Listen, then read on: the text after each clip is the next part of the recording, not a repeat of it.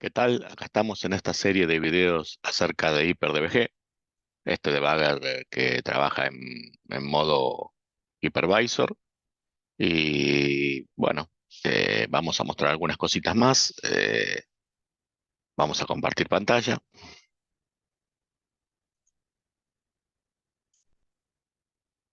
Antes que nada, bueno, cantaremos la pantalla. Lo primero que quiero decir que salió una nueva versión, la 0.4, que tiene algunas cosas que ahora vamos a ver, algunas novedades que aquí están en la página. Antes que eso, les quiero mostrar que, bueno, en este momento hice una instalación que no había mostrado entre dos máquinas virtuales. O sea, hice una máquina virtual que va a ser el target y otra máquina virtual que va a ser el host, ¿no es cierto? Esta máquina virtual es el target, por ejemplo, y otra es el host. Ahora, ¿qué diferencia tiene con lo que vimos antes como instalación en la instalación anterior? Bueno, el target es bastante similar. Lo único que bueno, lo guardé acá antes de arrancar el driver para tener, digamos, eh, un target ya configurado. Habíamos visto, ¿no? La configuración en los settings del target. Vamos a esperar que arranque esto. Tarda un poquitito.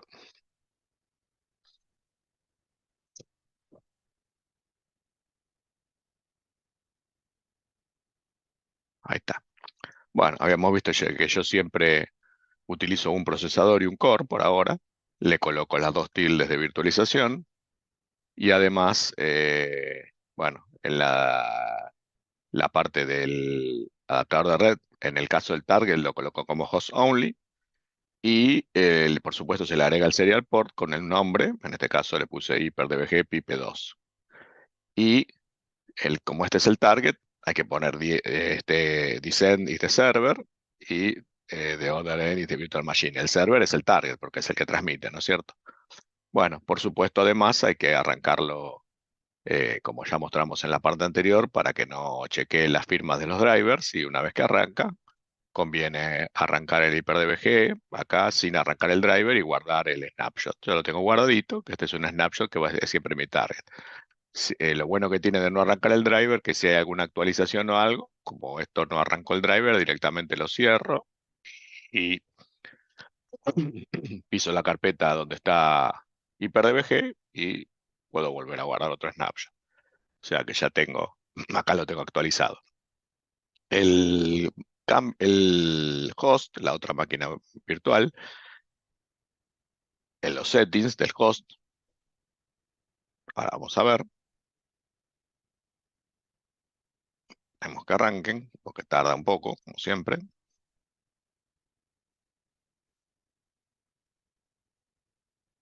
Paciencia, ahí vemos que, ahí los vemos. Bueno, como siempre, el procesador 1, las tildes, en este caso pueden estar o pueden no estar, ya lo tenía así yo, porque vemos que es un clon de la otra máquina, así que en este caso los tengo puestas, pueden no estar, pero bueno, no cambia nada. Y la red, en el caso del adaptador de red, está puesto en NAT, en mi caso, para tener red, digamos, para tener conexión a Internet de esta máquina, porque se tiene que bajar los símbolos, ¿no es cierto? O sea que esta máquina tiene que tener conexión a Internet. La otra no importa, pero esta sí, porque acá se bajan los símbolos y si no, es difícil de variar. Después el serial port, igual que antes, el mismo name pipe, que en este caso descend is the client, porque acá recibe la información, y the other end is the virtual machine. Esa es la configuración. Guardé los snapshots así, o sea que yo los arranco y ya estoy para debuguear. Y por supuesto, tengo que conectarlos ahora, ¿no? Entonces, acá su carpeta release, voy a ejecutar un CMD. En el caso del host, no es necesario que sea administrador. La otra vez, no sé si me equivoqué al decirlo, pero no es necesario. Lo arranco y ya está. Esta parte ya está. Ahora, un minutito. Como en el host, el serial port en ambos, porque es un clon, ¿no? Es el 2. Entonces, Para conectar en este caso no voy a usar el name el pipe porque no funciona. Utilizo el nombre, va el nombre com2 en este caso, y vemos que cuando se conecta, espera ahí, digamos que se conecte el target, ¿no es cierto? Esto ya está esperando y ahora tengo que ir al target.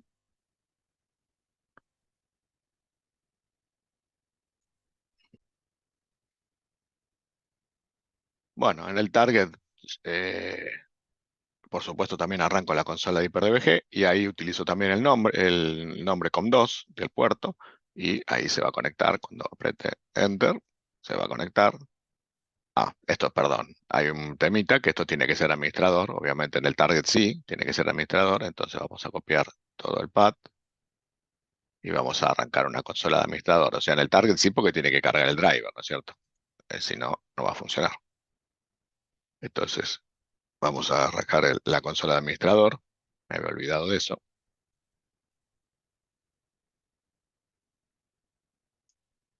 Ahí está arrancando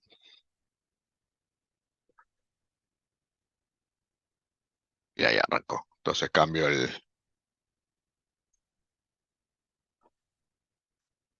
el directorio a donde está el HyperDBG y ahora sí arranco HyperDBG y el comando, por supuesto, acá lo tengo en la página, donde habla de cómo tacharse a una máquina, o sea, cómo conectarse desde el target, y acá tengo que usar como es el COM2, ¿no es cierto? Entonces aprieto y ahí se va a conectar y vemos que funciona perfectamente, tarda un poquito hasta que se conecta y funciona perfectamente. Vamos a esperar un poco. Ahí está, the operation was successful, quiere decir que se conectó, y si voy al host, ya está conectado. Vemos que aprieto control C y la máquina queda pausada. Ven que esta no puede hacer nada porque está pausada porque en el otro está, digamos, friseada acá en el host, ¿no es cierto? Como antes, no hay ningún problema. Bueno, aquí vimos cómo conectar dos máquinas virtuales. A veces es cómodo no utilizar la máquina principal y conectar todo, digamos, a través de máquinas virtuales, tenerlas hecho snapshots, como hice yo. Entonces, directamente cuando tengo que debugger algo, ya tengo hecho todo digamos, mi laboratorio, independiente de la máquina principal.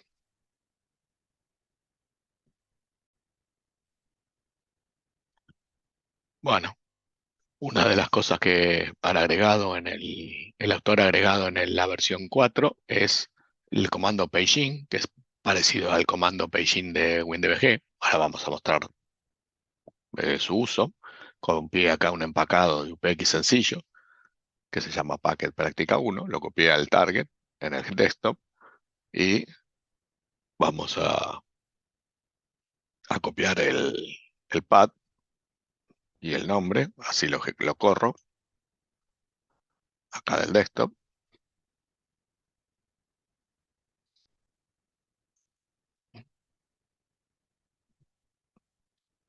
Bueno, entonces copio el pack al desktop, el target, porque voy a correr ese ejecutable, tengo que saber dónde está.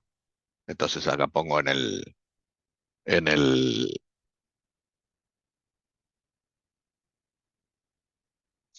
el host, pongo start, path, el path que acabo de copiar, que no me lo copió. Bueno, pero no importa, porque como ahora yo sé que esta es una máquina que una es clon de la otra, los paths son iguales, así que bueno, lo copio de acá, no hay problema. Y después el nombre del ejecutable, que también lo tengo acá en la máquina principal, en este caso, así que lo puedo copiar de acá, ya que la otra está congelada. Copio de acá. Y con eso vemos que Start Path, el path donde está el ejecutable, aprieto Enter y va a arrancar. Me dice que apriete G para llegar al entry point y aprieto G. ¿No es cierto? Ahora,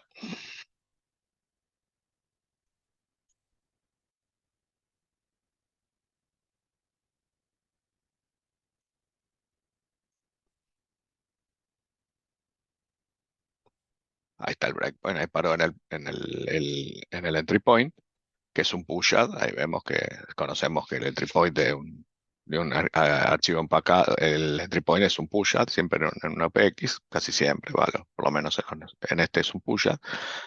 Y bueno, vamos a ver qué es el comando paging. si yo, por ejemplo, sabemos que en este caso yo le quité la randomización, por lo tanto sé que la sección donde va a estar digamos, donde se va a desempacar es la sección que comienza en 401.000. Si yo quiero ver, por ejemplo, el header de B400.000, vemos que acá veo el header con MZ, todo lo que tiene el header. Si yo quiero ver la sección del target donde comienza el código, 401.000, vemos que me dice invalid address. ¿Y por qué es esto? Bueno, cuando uno debugga kernel sabe que esto ocurre, el sistema no transfiere de la memoria física a la memoria virtual todo lo que, todo, digamos, en este caso, lo que no usa no lo va transfiriendo. El header, como lo usó para arrancar, lo transfirió, pero la sección inicial esta de código, como no ejecutó nada, ni copió nada, está vacía, y no hizo nada, todavía no la copió, y entonces ahí tenemos un problema. Si nosotros queremos trabajar con algo, poner algo en un break, poner algo, al no existir, nos va a decir siempre invalid address y nos vamos a complicar. Entonces, por eso, igual WinDBG también tiene el mismo comando. Esto es un tema de kernel, no es un tema de HyperDBG, ni de WinDBG, ni de nada. O sea, el kernel trabaja así, o sea, para tratar de consumir la menor cantidad de memoria virtual, lo que hace es solamente copiar lo que necesita. En el momento que se salte a ejecutar, o sea, que se copia ahí, y cuando vaya a copiar, va a producirse un error, una excepción, y el sistema la va a capturar la excepción y va, digamos, a copiar de la memoria física a la memoria virtual digamos, el bloque ese. Bueno, pero se puede forzar con este comando paging, por ejemplo, pongo page.page y pongo la dirección 401.000 para que la fuerce a copiar.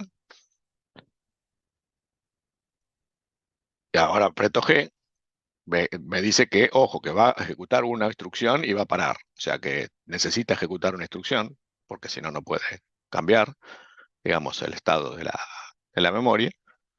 Y ahí para, ¿ven? Entonces ahora, si vuelvo a apretar DB 401.000, vemos que ya está, aunque sea vacía, porque está vacía, pero está en la memoria. O sea que ahora yo puedo poner ahí un comando o algo. Podría colocar, por ejemplo, el otro comando que también se agregó, que es, bueno, el comando pone monitor ya estaba, pero ahora le agregaron la opción de X, ¿no? De ejecución.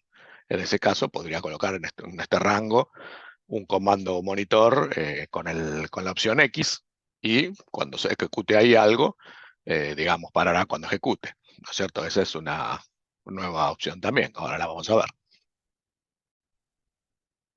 Bueno, vamos a correr otra vez el ejecutable, este, una vez que corre, para en el entry point, para probar el comando monitor con ejecución. El problema que tiene por ahora, todavía está, digamos, son los primeros pasos, todavía no creo que es un primer intento que está realizando. El problema que tiene el comando monitor es que, por ejemplo, el comando paging ejecuta una instrucción. Bueno, eso no es tan bravo, ejecutar una instrucción, pero el comando monitor en ejecución, o sea, cuando vos apretás Enter para colocarlo, el programa sale corriendo, o sea, independientemente digamos, no es que ejecute la instrucción, sino que es como si apretara G.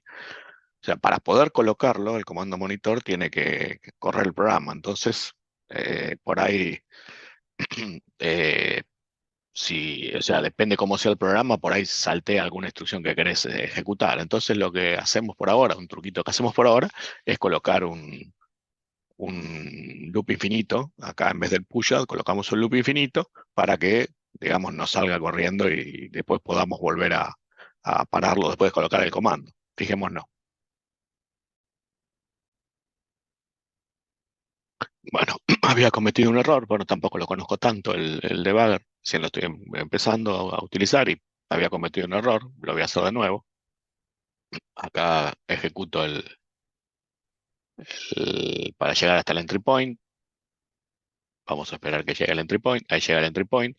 Lo que había hecho yo es que había puesto el comando EQ y al poner el comando EQ te guarda un QWORD y lo guarda en orden inverso, ¿no es cierto? Yo tenía que haber hecho DB, por ejemplo, esta dirección y haber colocado EB para que con el orden que yo había colocado, EB, entonces pongo la dirección esta para poner un loop infinito, 90, 90, EBF.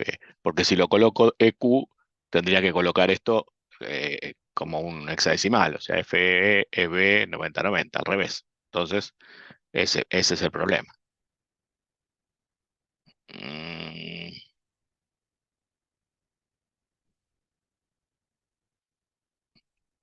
a ver, ahí está. Ahora, si hago DB, ahora quedó bien. 90, 90, EBF. Entonces, si ahora hago URIP, ahora sí, vemos que hay un loop infinito. Vemos que ahí quedó el loop infinito porque antes no me salía cuando hacía URIP, no me contestaba porque no encontraba instrucciones válidas. Acá estaba roto porque había escrito al revés y entonces no me encontraba instrucciones válidas. Ahora sí. Así que ahora puedo hacer db 401.000, que era lo que yo quería ir haciendo. Invalid address, paging 401.000. Ahora aprieto G y ahora paro en el loop. Ahí no hay problema porque total está puesto el loop infinito. Vemos que ejecuta una instrucción, no hace nada, está todavía ahí. Y entonces me mantiene en el loop infinito. Y ahora vamos a ver que ya existe 401.000. Y puedo hacer lo mismo paging para todas las secciones, ¿no? Puedo hacer, o sea, para todos los bloques, perdón. Hice paging, ya que estoy. Hice, o sea, la sección de código va de 401.000 a 408.000 en este ejemplo. Y haciendo paging solamente me ingresa 1.000 bytes. O sea que ahora puedo hacer, por ejemplo, paging de 402.000. Aprieto G. Paging de 403.000. No son tantos. Aprieto G. Paging de 404.000. Aprieto G. Paging de 405.000. Aprieto G. Paging de 406.000. Aprieto G. Y paging de 407.000. Con esto tendría toda la sección paginada. Venga, ahora puedo hacer cualquiera de estas secciones, puedo hacer la DB, cualquiera de estos bloques, perdón. Puedo hacerlo DB y vamos a ver que ya están paginados. ¿Ven? Ahí está paginado, ahora 406.000 lo mismo, está todo paginado. Entonces ahora puedo poner un monitor, un comando monitor que abarque todo el, el, digamos, el largo de la sección. Entonces puedo hacer, primero tengo que fijarme el PID process, ese es el PID, y entonces pongo acá 1018, que es el PID, y entonces acá voy a abarcar toda la sección, desde de 40 a 10.000 hasta 40, pero antes de ponerlo, voy a sacar, o sea, no está bien, pues tengo que dejar el loop infinito porque si no sale ejecutando. Entonces acá voy a poner 40 7FFF, ¿no? Que es la última sección que tiene hasta antes o sea, eso abarca toda la sección de código. Entonces yo aprieto monitor. Si yo no pongo el loop infinito, el programa va a salir corriendo. Ese es el problema. Todavía el comando monitor tiene esa limitación. Entonces ahora aprieto monitor, vemos que ahí quedó. Y entonces ahora, vamos a ver si cambió Vemos que ahora se switchó a HyperDBG. Volvemos a nuestro proceso, que es 1018. Process speed 1018. Tenemos que apretar G. Estamos ahí otra vez en el loop infinito. Vemos que ya estamos de vuelta en nuestro proceso y en el loop infinito, o sea que todavía no corrió. Y ahora volvemos a restaurar los bytes que tenía original. Los teníamos anotados por ahí. Bueno, vamos a poner EB. Estaba por acá. Los bytes. Bueno, los tenía anotados por acá. Era 60B0080, que es el push, ¿no?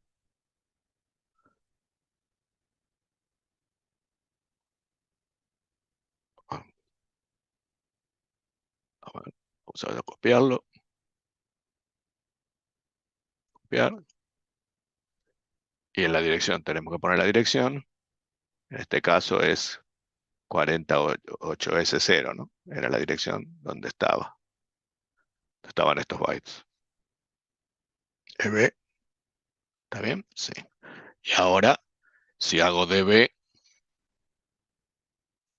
C0, vuelve a tener los bytes originales y ahora tengo que cambiar RIP porque había quedado RIP en C2. Entonces puedo poner RIP igual a, para que esté nuevamente en el inicio, 48E0, S, 48S0.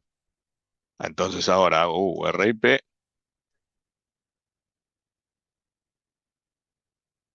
¿qué pasó? No, hice algo mal. ¿Ve? Tiene que estar bien.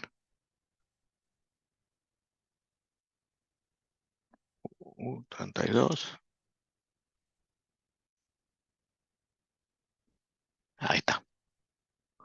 Cierto, que estaba. U32 es para desensamblar de 32 bits, porque esto de 32 bits me había olvidado. Entonces, bueno, ahí tenemos el pushat y tenemos todo para correrlo y tenemos el comando monitor que abarca, habíamos dicho que abarca toda la primera sección. Me había olvidado que esto era de 32 bits. Bueno, entonces ya tenemos el comando monitor bien colocado. Si queremos ver, este es como una especie de breakpoint, se ve con event. Con el comando event se ve ahí, ¿ven? El comando event enable, monitor X401.000, hasta el último, hasta 40, 7FFF, el PID, y si lo quiere deshabilitar puede poner event BC0 o BCOL para deshabilitarlo.